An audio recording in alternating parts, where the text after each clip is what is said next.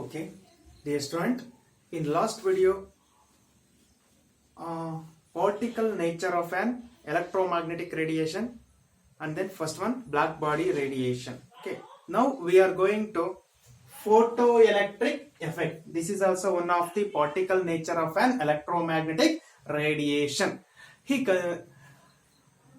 Some instrument is there here. Today, this one chamber consider. He placed a metal surface. Okay, ಒಂದು metal ಅನ್ನ consider ಮಾಡಿದರೆ ಈ metal ಮೇಲೆ light ಬೀಳ್ತಾ ಇದೆ. ಲೈಟ್ ಬಿದ್ದಾಗ ಏನಾಗುತ್ತೆ? It will ejection of electron takes place. Ejection of electron takes place. Okay, this ejected electron detected by using detector. Okay, next ammeter connect ಮಾಡಿದೀವಿ. ಅಮಿಟರ್ ಏನ್ ಮಾಡ್ತಾ ಇದೆ? ಇಲ್ಲಿ ಏನು ಎಷ್ಟು ಡಿಫ್ಲೆಕ್ಷನ್ ಆಗ್ತಿದೆ, ಎಷ್ಟು ನಂಬರ್ ಆಫ್ ಎಲೆಕ್ಟ್ರಾನ್ಸ್ ಬರ್ತಾ ಇದೆ, ಇದನ್ನ ಶೋ ಮಾಡ್ತಕ್ಕಂಥದ್ದು ammeter. This will connected with battery. Okay, this metal surface connected with the battery. Okay, negative part. Totally, this is one of the instrument. Find out the ejection of electron from the metal surface when light fall on the surface of a metal. That way, totally we call as a photoelectric effect. Okay, definition nodi. The process of emission of electrons from the surface of metal when they are exposed to light of suitable frequency is called photoelectric effect. ಇದನ್ನ ಹೇಳ್ತಕ್ಕಂಥದ್ದು the process of emission of electron from the surface of metal when they are exposed to light of suitable frequency is called as photoelectric effect ಅಂತ ಕರೀತಾರೆ. This noticed by H. Hertz in 1887. ನೋಡಿ, ಕೆಲವೊಂದು particles, ಕೆಲವೊಂದು metal ಏನ್ ಮಾಡ್ತವೆ ಅಂದ್ರೆ light ಅದ್ರ ಮೇಲೆ ಬಿದ್ದ ತಕ್ಷಣ ಇಟ್ ಬಿಕಮ್ಸ್ ಟು ಶೈನ್ ಆಗ್ತಾ ಇದೆ ಅಂದ್ರೆ it will ejection of electron from the surface of a metal. Okay, that we called as an photoelectric effect. Okay, next experimental observation. Totally experimental observation ಏನೇನಿದೆ? First one ನೋಡಿ, intensity of light. ಈಗ example ನೋಡಿ, intensity of light ನಾನೇನಾದ್ರೂ increase ಜಾಸ್ತಿ ಇತ್ತು ಅಂದ್ರೆ ejection of electron also higher. Okay, totally ejection of electron from the surface of the metal is depend upon the intensity of light. If light intensity is more, ejection of electron from the surface of a metal also more. Total ejection of electron on the surface depend on the intensity of light. Okay, intensity of light increase ಆದಂಗೆಲ್ಲ ejection of electron also ಏನಾಗ್ತಾ ಹೋಗುತ್ತೆ? increase ಆಗ್ತಾ ಹೋಗುತ್ತೆ. Next, second observation, no time lag between striking of light beam and ejection of electron. ನೋಡಿ, light ಇನ್ನೇನ್ surface of the metal ಮೇಲೆ ಬಿದ್ದ ತಕ್ಷಣ immediate ಆಗಿ ಏನಾಗುತ್ತೆ? ಎಲೆಕ್ಟ್ರಾನ್ ಎಜೆಕ್ಟ್ ಆಗಿ ಸ್ಟಾರ್ಟ್ ಮಾಡುತ್ತೆ. ಓಕೆ, ಈ ಎಕ್ಸಾಂಪಲ್ ಯಾವುದೋ ಒಂದು ಮೆಟಲ್ ಇದೆ, ಸನ್ಲೈಟ್ ಬಿದ್ದ ತಕ್ಷಣ ಏನಾಗುತ್ತೆ? ಅಲ್ಲಿ ಶೈನ್ ಆಗುತ್ತೆ. But there is no time gap ಅಥವಾ time lag. There is no time lag between the striking of light and then ejection of electron from the metal.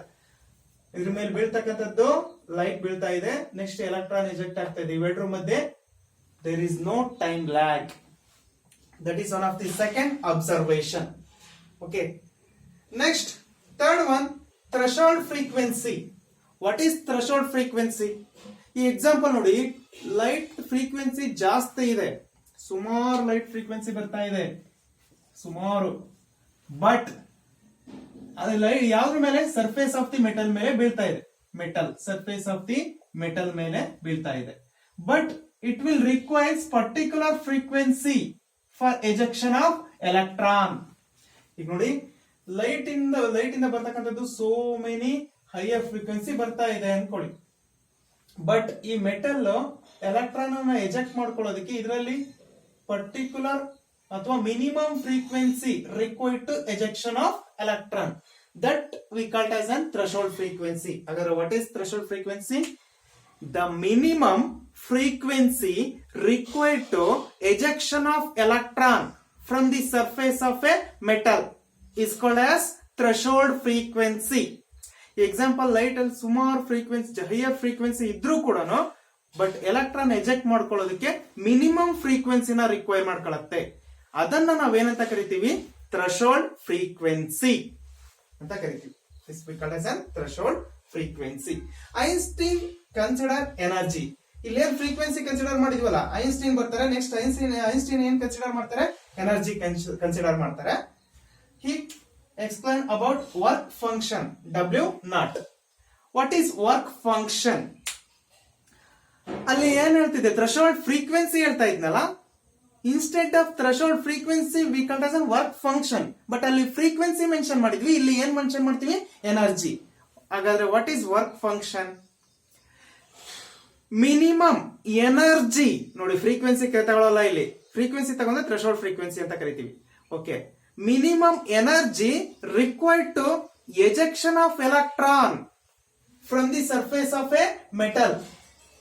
That energy we called as a work function. Minimum energy required to ejection of a electron from the surface of the metal called work function. We indicated by W naught.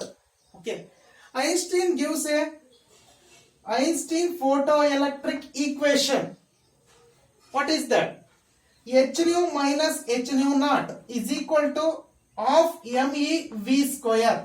This is Einstein equation. ಇದೇನ್ ಹೇಳುತ್ತೆ ನೋಡಿ, H nu ಅಂದ್ರೆ ಏನು, H nu naught ಅಂದ್ರೆ ಏನು, M E ಅಂದ್ರೆ ಏನು, V ಅಂದ್ರೆ ಏನು. ಓಕೆ, ಟೋಟಲಿ ಈ ಈಕ್ವೇಶನ್ ಏನ್ ರೆಪ್ರೆಸೆಂಟ್ ಮಾಡುತ್ತೆ? ಫಸ್ಟ್ ಎಚ್ ನ್ಯೂ ಅಂದ್ರೆ striking of photon has energy.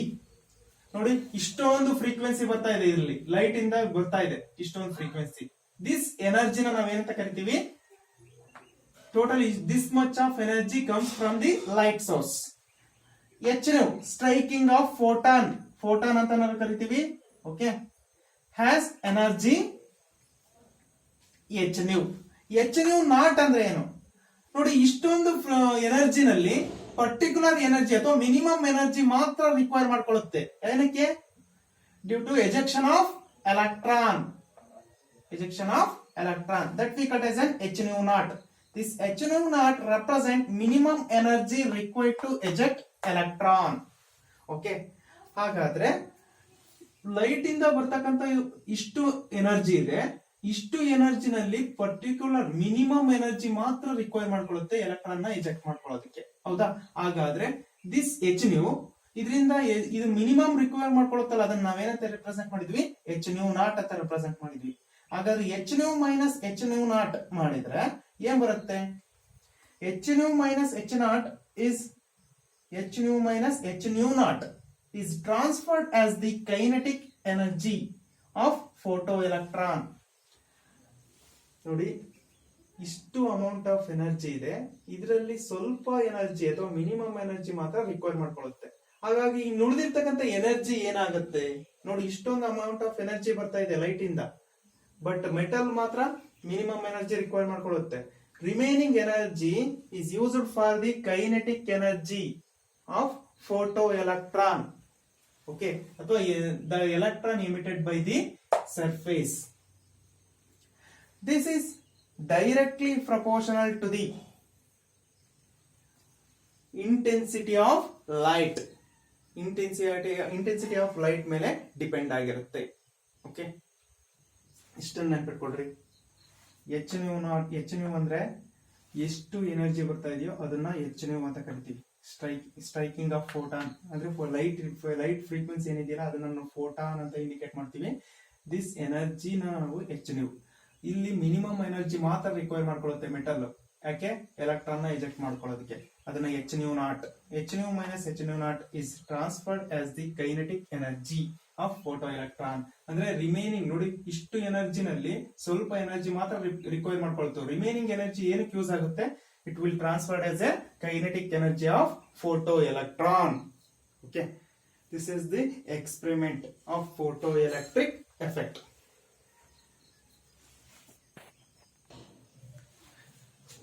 ನೋಡಿ, kinetic energy of ejected electron kinetic energy of a ejected electron from the surface is proportional to the intensity of a frequency of light. Okay, ಇಷ್ಟನ್ನು ಕೂಡ ನೀವು ನೀಟಾಗಿ ನೋಡ್ಕೊಳ್ಳಿ.